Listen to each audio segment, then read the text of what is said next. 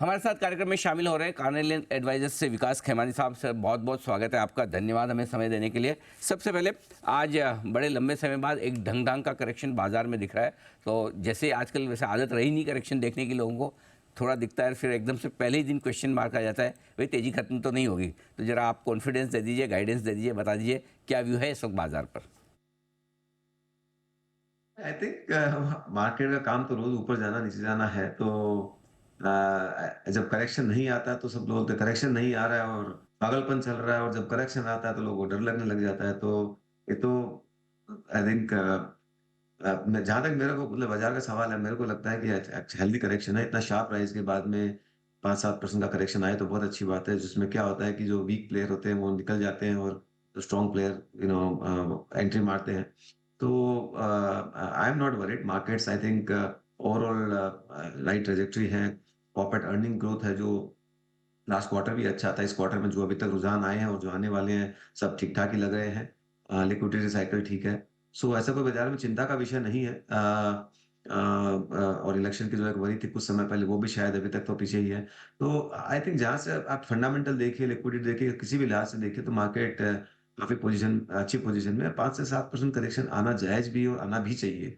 वो एक मार्केट के लिए हेल्दी भी होता है।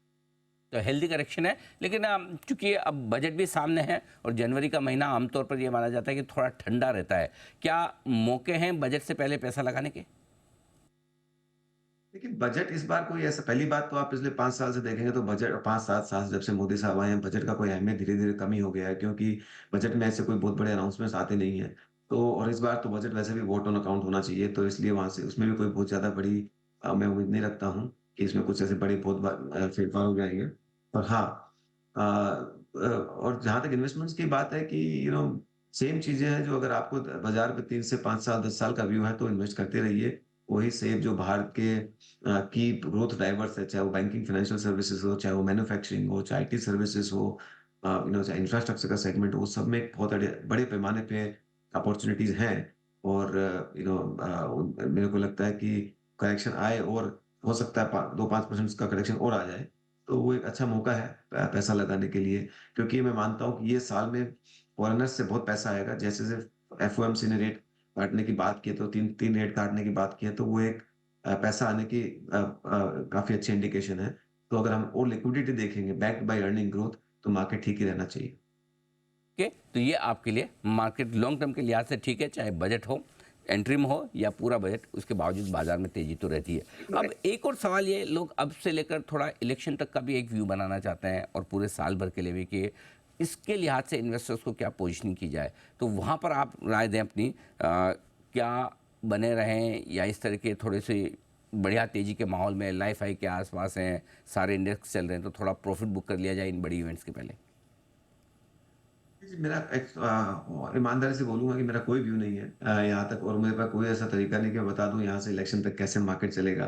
क्योंकि एक ये तो शॉर्ट टर्म में मार्केट बहुत डिपेंडेंट होता है किस तरह की न्यूज़ पे डेवलपमेंट होता है। अगर कोई इंटरनेशनल डेवलपमेंट होता है, कोई भी तरह का डेवलपमेंट होता है, उससे मार्केट वोलेटाइल हो सकता है। मुझे मार्केट खराब नहीं लगता है। जब मैं कहता हूँ खराब, मतलब मुझे मार्केट डीप डीप करेक्शन नहीं लगता है। 5-7% का करेक्शन कभी भी आ सकता है, और जब भी आए मैं तो यही कहूंगा वो एक खाली खरीदारी का मौका है। प्रॉफिट बुकिंग की बात जब होती है, जब आप उसको ट्रेड करके इन आउट करने की कोशिश करते हो, तो मैं तो उसमें विश्वास नहीं रखता हूँ। तो आप करेक्शन आए तो पैसा डालें, और अगर आपने डाला हुआ है तो remain invested is all I would say. यानी कि बने रहें, डटे रहें। और अगर किसी को फ्रेश पैसा लगाना है तो कब का सवाल तो आपने बता ही दिया। बिल्कुल लगाएं, कोई चिंता की बात नहीं, हल्का फुल्का करेक्शन हो तो लगाएं, लेकिन कहाँ लगाएं, ये एक और सवाल है। तो विकास जी ज़रा बताइए कि क्या पसंद है आपको इस मार्केट में? मेरे को लगता है कि ना बैंकिंग एंड फाइनेंशियल सर्विसेज एक सेगमेंट है जो काफी हद तक चलेगा, और इसमें भी with in that also PSU bank का स्पेस बहुत अच्छा है। उसको लगाया जा सकता है।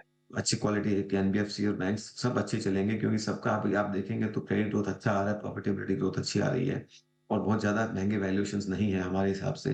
तो वो एक सेगमेंट बहुत अच्छा है। मैन्युफैक्चरिंग के अंदर डिकेडल ग्रोथ है, 10 से 15 साल की ग्रोथ है। जो आईटी मिड 90s में था, वो मैन्युफैक्चरिंग अभी है, तो वहां पे भी काफी बहुत अच्छी अच्छी अपॉर्चुनिटी आज भी अवेलेबल है। उनको आप देखिए और लगाइए। आईटी सर्विसेज सेगमेंट और export services, export including IT is also very promising.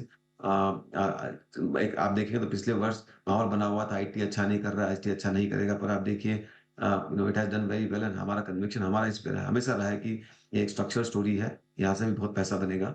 और lastly I would say infrastructure के अंदर काफ़ी पैसा लग रहा है, डेवलपमेंट हो रहा है, खर्चा हो रहा है, तो उसके सारे एंसिलरी सेक्टर्स जो हैं वो अच्छे करेंगे। तो ये 4 बड़ी सेगमेंट्स के अंदर आप पैसा लगा सकते हैं। कंज्यूमर सेगमेंट को अभी हम लोग अभी भी अवॉइड कर रहे हैं। हो सकता है वहाँ पे वो थोड़ा वैल्यूएशन करेक्शन हो, ग्रोथ का अभी भी थोड़ा-सा क्वेश्चन है, तो उसको भले आप शॉर्ट टर्म में अवॉइड कर सकते हैं, बट बाकी ये सारी की सारी चीज़ें बहुत अच्छी हैं। बिल्कुल ठीक बात है। तो थोड़ा इंफ्रास्ट्रक्चर से जुड़े शेयरों पर आप लगाएं पैसा। एक और सवाल आपसे लेना चाहता हूँ, नतीजों की सीजन की शुरुआत हुई है, दो बड़े सेक्टर्स, एक आईटी और दूसरा बैंक, इन दोनों के रिजल्ट्स का थोड़ा शुरुआती रुझान जिसको कहते हैं वो आता हुआ दिख रहा है। बताएं सर, दोनों के रिजल्ट सीजन की शुरुआत से क्या संकेत आपको इन दोनों के लिए मिल रहे हैं? दोनों अच्छे हैं। आईटी में भी आप देखेंगे तो सबने ठीक-ठाक सी कमेंट्री दी है कि एग्जीक्यूशन पिकअप होगा, ऑर्डर बुक अप पिकअप होगा। और सेम थिंग आप देखेंगे तो बैंकिंग फाइनेंशियल सर्विसेज में नंबर सो फार अच्छे आए हैं। ग्रोथ ऑफ कोर्स कुछ मैं बैंक स्पेसिफिक कमेंट नहीं कर रहा हूँ, क्योंकि बैंक स्पेसिफिक कुछ इश्यूज हो सकते हैं, पर जिनके बैंकिंग सेक्टर में आप देखोगे तो थोड़े नंबर पहले ही आ जाते हैं, तो उससे एक रुझान तो मिल जाता है कि किसका कैसा रहेगा। तो रुझानों के हिसाब से देखेंगे तो नंबर बाय एंड लार्ज ठीक है। डायरेक्शनली ऐसा नहीं हो सकता कि इंडिया की इकोनॉमी 10 ट्रिलियन डॉलर जाए और बैंकिंग सेक्टर अच्छा नहीं करे। ये एक नो ब्रेनर है। तो मुझे लगता है ये सेक्टर में तो 10 साल के लिए इन्वेस्टेड और बना रहना चाहिए। बिल्कुल। तो बैंकिंग सेक्टर बढ़िया है, आईटी कंपनियों की सेहत में सुधार नज़र आ रहा है, तो दो नतीजों की सीजन की जो शुरुआत हुई है, दोनों में आप रह सकते हैं इन्वेस्टेड। ये राय विकास जी की आती हुई दिख रही है। विकास जी, बहुत बहुत धन्यवाद समय देने के लिए और हमारे दर्शकों को बाजार के डायरेक्शन पर आगे अपनी राय देने के लिए। विकास खेवानी साहब, कार्नेलियन कैपिटल एडवाइजर्स के बताते हुए अपने बाजार पर व्यूज़ आपके साथ शेयर करते हुए।